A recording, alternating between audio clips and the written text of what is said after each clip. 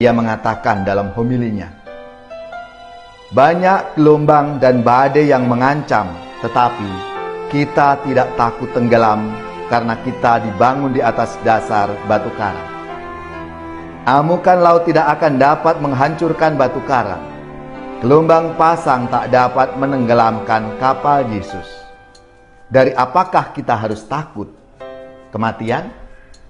Bagi hidupku adalah Kristus, dan mati adalah keuntungan. Saudari-saudaraku yang terkasih, berjumpa kembali bersama saya, Inspirasiku di Antara.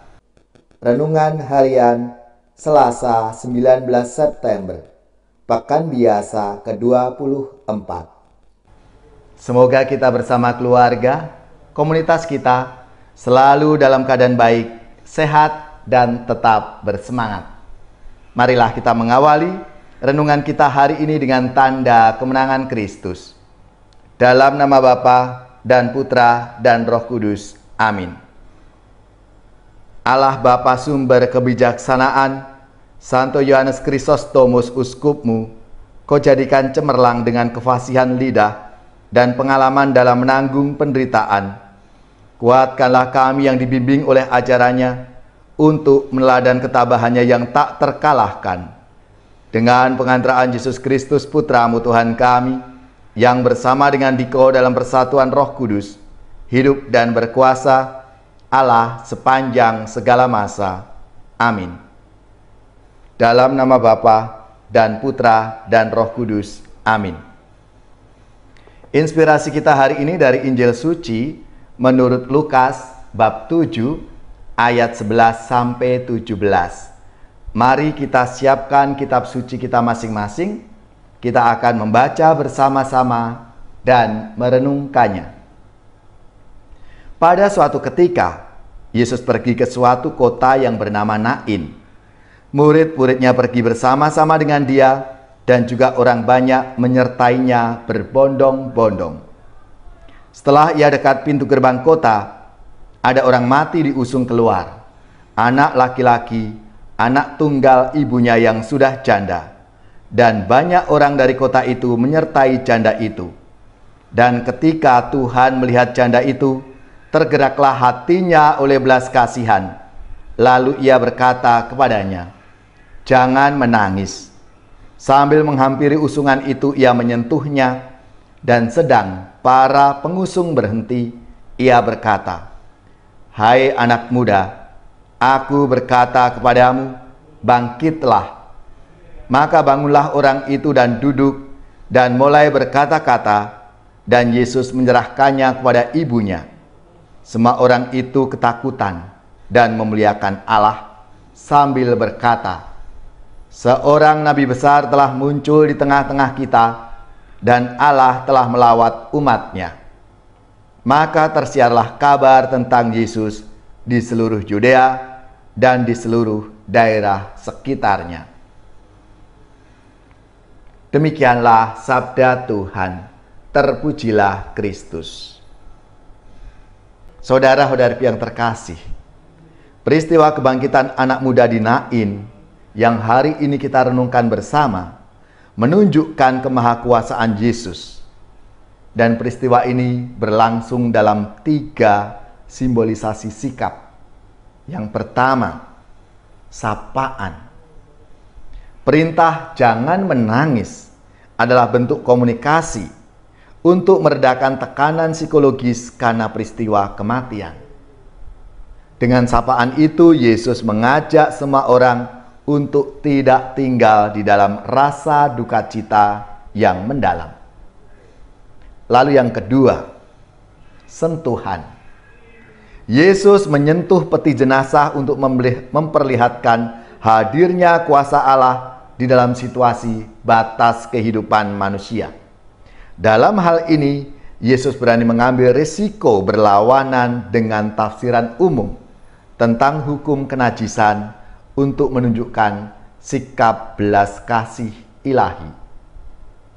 Lalu yang ketiga, proklamasi kebangkitan.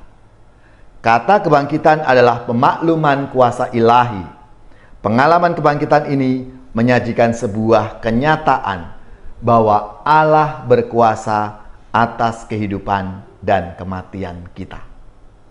Saudari-saudaraku yang terkasih, maka marilah seturut teladan Yohanes Kristostomus, kita juga dipanggil untuk berani dan punya hati seperti hati Yesus yang penuh belas kasih, yang siap untuk memberikan hidupnya bagi orang-orang yang membutuhkan. Dan kita sebagai murid-murid Kristus pun dipanggil yang sama. Mari kita mohon rahmat-Nya supaya melalui Yesus sendiri kita mampu untuk menjadi saluran rahmat dan berkat untuk sesama kita, mereka yang membutuhkan.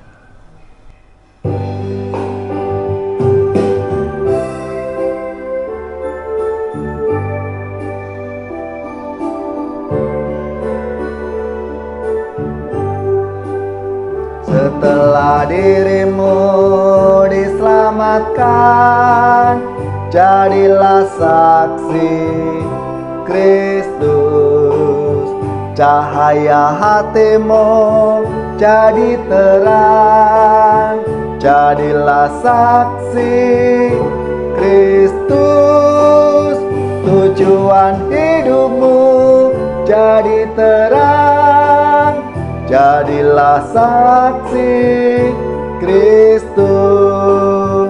Setelah dirimu kau tinggalkan, jadilah saksi Kristus. Kehidupan baru kau dapatkan, jadilah saksi Kristus.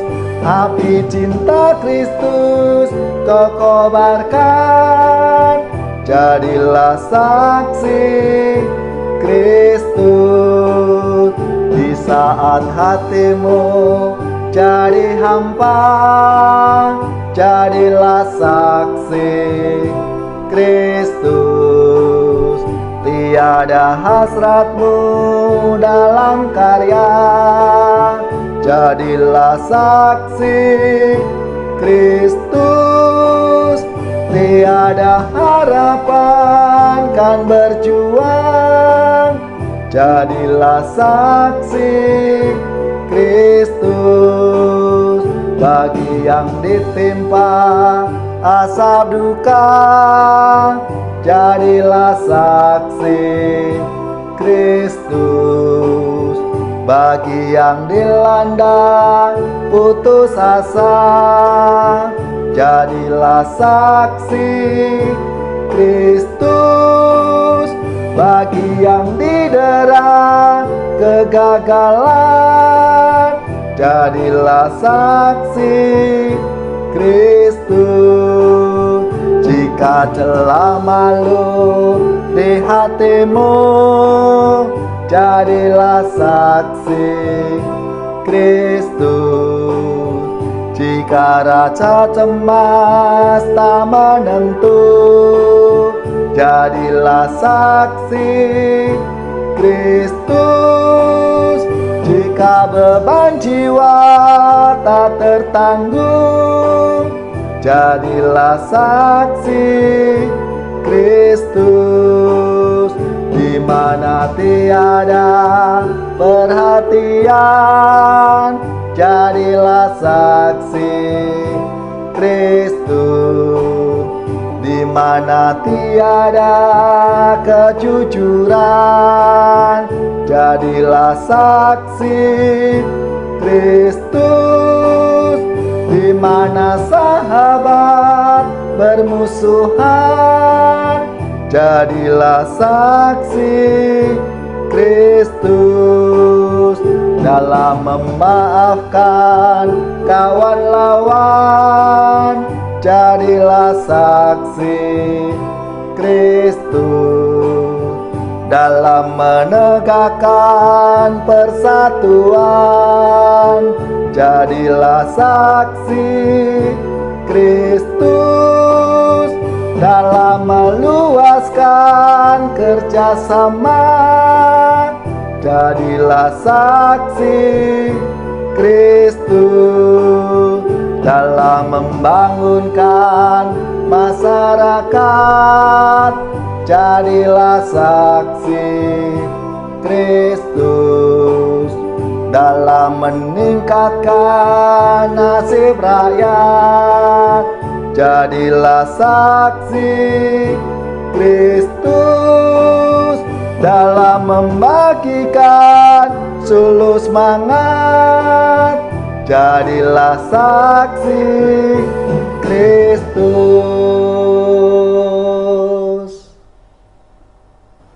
Saudari-saudaraku yang terkasih, marilah kita mengakhiri renungan kita hari ini dengan mohon berkat Tuhan, dan kita akan menerima tugas perutusan. Marilah kita siapkan hati kita untuk menerima berkat Tuhan. Semoga saudari-saudara sekalian, keluarga-keluarga dan komunitas kita, orang-orang yang kita doakan, mereka yang sakit, yang menderita, seluruh tugas, belajar, pekerjaan, usaha, serta karya pelayanan kita dibimbing, dilindungi dan diberkati oleh Allah yang Maha Kuasa, Bapa dan Putra dan Roh Kudus. Amin.